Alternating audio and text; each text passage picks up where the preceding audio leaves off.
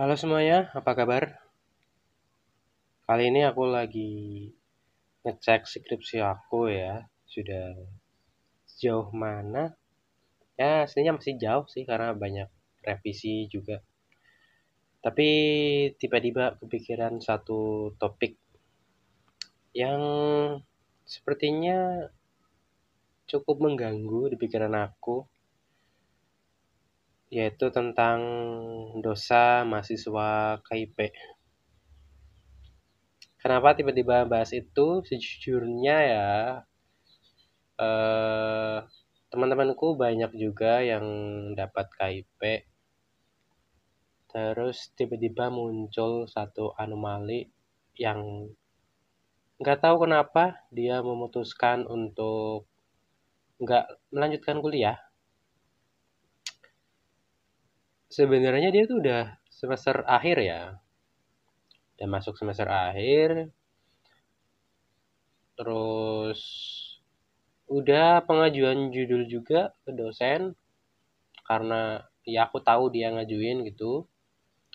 Terus sampai detik ini tiba-tiba dia nggak melanjutkan, nggak tahu alasannya apa ya. eh tapi mungkin ya ada hal lain. Oke, mari kita bahas ya. Oke, pertama dosa mahasiswa KIP ya. Gini, memang sih ada ya, aku sering banget dengar cuplikan-cuplikan di YouTube atau di mana gitu IG. Rocky Gerung tuh bilang ya kalau ijazah itu bukan tanda ijazah itu adalah tanda orang pernah belajar dan bukan tanda bahwa orang berpikir gitu ya. Itu benar sih menurut aku benar, tapi dalam konteksnya tuh gini, KIP itu kan eh, alurnya tuh gini ya, dana dari pajak kan ya pastinya, dana dari pajak yang otomatis itu dari rakyat gitu ya, dari rakyat masuk ke pemerintah dalam bentuk pajak. Nah, pemerintah tuh ngeluarin sebuah apa ya, ya pengeluaran dana gitu ya, entah itu APBN atau apa gitu. Terus diturunin lah dalam bentuk KIP gitu kan. Nah, KIP-nya ini eh, menyasar ke mahasiswa-mahasiswa ya. Dan perlu diakui juga itu nggak semua orang bisa dapat. Nggak semua orang bisa dapat. Artinya kan ada faktor keberuntungan di situ ya. Dan seharusnya sebagai mahasiswa yang dinyatakan beruntung karena dapat KIP, ya seharusnya dengan kesadaran penuh ya dia harus menyelesaikan tanggung jawab yang sudah diberikan.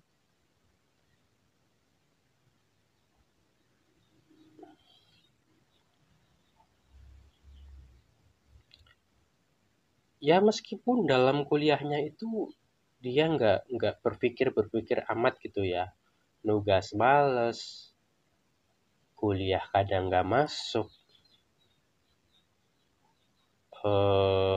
apa namanya, makul banyak yang dapat C. Ya tapi ketika dia punya tanggung jawab KIP, artinya dia harus menyelesaikan kan. Karena secara nggak langsung dia itu sudah dibayari oleh masyarakat yang kemungkinannya dalam beberapa persen itu orang-orangnya berharap bahwa orang yang dapat KIP itu punya apa ya, pemikiran yang bagus ke depannya sehingga bisa mengubah suatu kondisi yang ada gitu, bisa menyelesaikan suatu masalah yang ada di masyarakat gitu. Ya walaupun kedepannya tuh dia entah jadi apa gitu. Ya harapannya sih tetap tetap jadi orang baik gitu ya. Ya meskipun kedepannya nggak berguna ya, seenggaknya tugas dia kuliah itu selesai dengan dibuktikannya sebuah ijazah gitu. Ijazah dia wisuda gitu ya. Dan ada bukti legitimasi, oh ini aku dapat KIP dan udah nyelesain kuliah aku dan semoga aku bisa memberikan hal-hal yang udah aku dapetin kepada masyarakat. Harusnya begitu kan ya. Tapi ya kenyataannya banyak juga yang KIP tapi kok nggak selesai gitu kan. Ya aneh dong. Maksudnya mindsetnya tuh gimana gitu ya. Udah diberi sebuah privilege gitu. Tapi kenapa nggak mau menyelesaikan? Sangat disayangkan. Kalau memang ya memang nasib nggak ada yang tahu ya. Tapi kalau memang udah ada kelihatan di awal misalnya gitu ya, kenapa harus ngambil KIP gitu? Kuliah itu walaupun dapat ijazah, nggak ada jaminan buat kamu sukses ke depannya kan.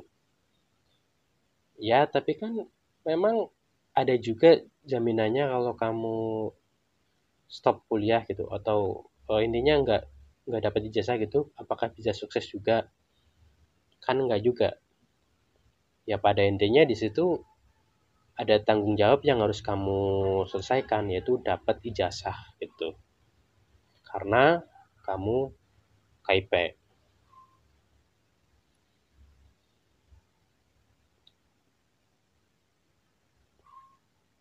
Sejauh ini sih ya, untungnya dari aturan pemerintah itu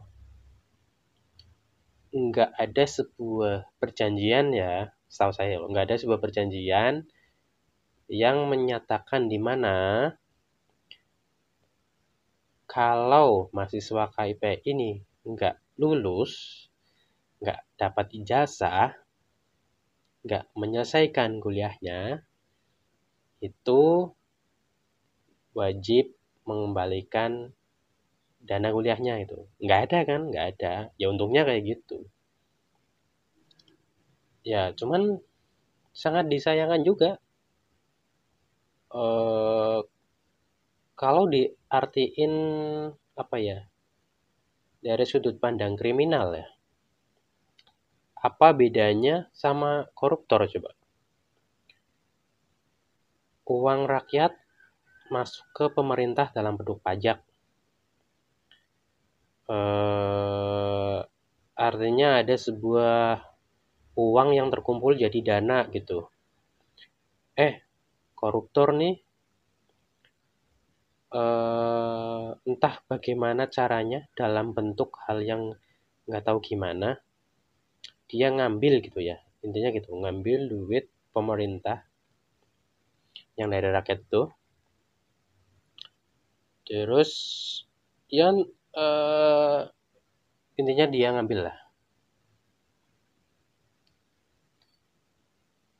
sehingga dia ditetapkan sebagai pelaku korupsi gitu ya. Nah ini sama nih, duit KIP nih diambil ya, emang dia kuliah, statusnya dia kuliah, tapi dia nggak menyelesaikannya, artinya kan ada uang yang terbuang percuma gitu. Dan uangnya itu ya memang harusnya tuh digunakan untuk sebaik-baiknya. Jika digunakan sebaik-baiknya artinya harus ada hal positif yang ditimbulkan gitu. Meskipun hal positif itu cuma selembar ijazah, artinya ya aku sendiri menyimpulkan ya apa bedanya sama koruptor-koruptor itu kan, sewenang-wenang sama uang yang ada gitu.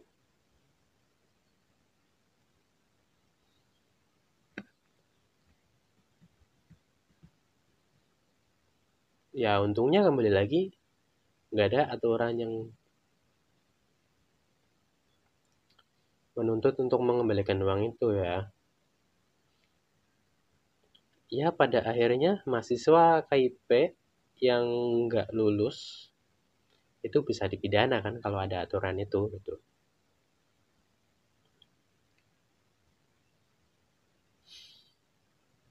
Ya begitulah dunia kampus ya. Makanya banyak yang mengatakan ya, kampus itu pemerintahan dalam porsi kecil gitu. Karena dengan struktur yang ada itu menyerupai gitu. Ya, entahlah, nggak tahu nasib kedepannya gimana. Ya semoga mereka yang memang memutuskan untuk nggak lulus, apalagi mahasiswa KIP ya. Ya semoga memang bisa menemukan jalannya gitu. Dan kedepannya punya rasa tanggung jawab yang lebih dan bisa pertama mengatur dirinya sendiri, mengatur terus keduanya mengatur keluarga, ketiga mengatur sistem yang ada di masyarakat gitu. Ya, begitulah sebuah ironi yang ada ya di era banyak mahasiswa miskin yang pengen kuliah dan berharap bisa dapat KP itu kok ada orang yang menyanyiakannya gitu.